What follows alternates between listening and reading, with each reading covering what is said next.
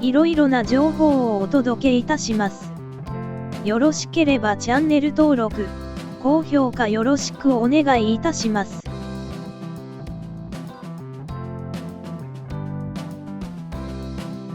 連日の雨で庭キャンプ場作りを中断していたのですが、作業を再開します。中断していた間に草が伸びたので草刈りをします。こまめに草刈りをして種が落ちないようにします。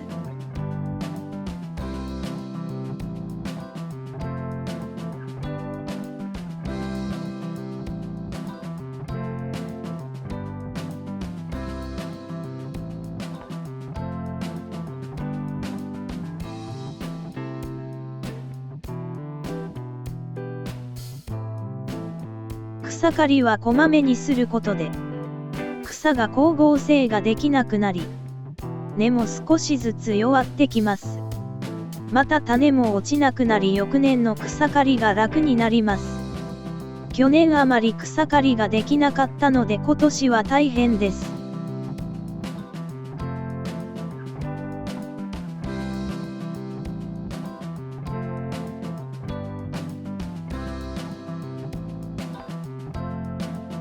草の中に野いちごがあるので刈らずに増やします。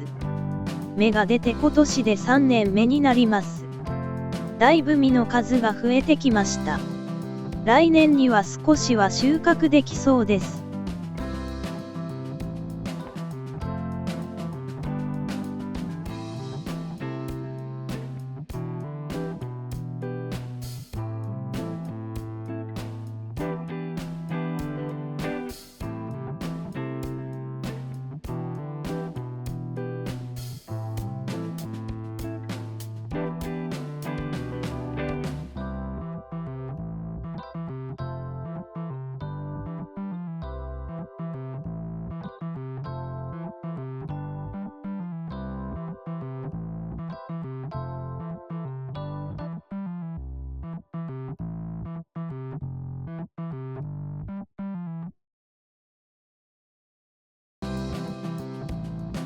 三つ葉も終えています。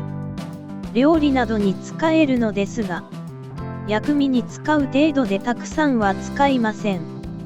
増えすぎて雑草化していますので一部を残して、草刈り機で刈ります。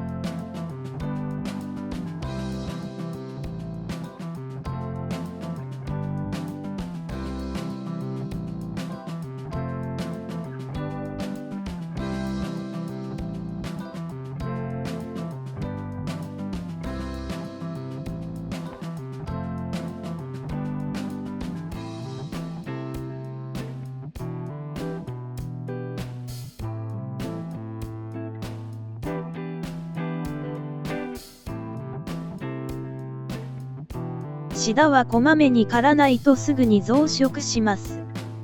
増えすぎると大変なので、除草剤、ラウンドアップを使おうと思います。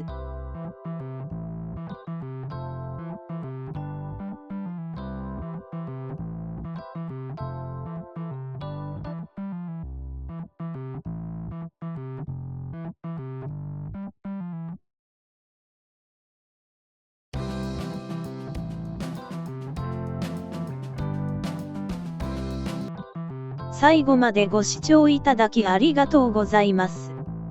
いろいろな情報をお届けいたします。よろしければチャンネル登録、高評価よろしくお願いいたします。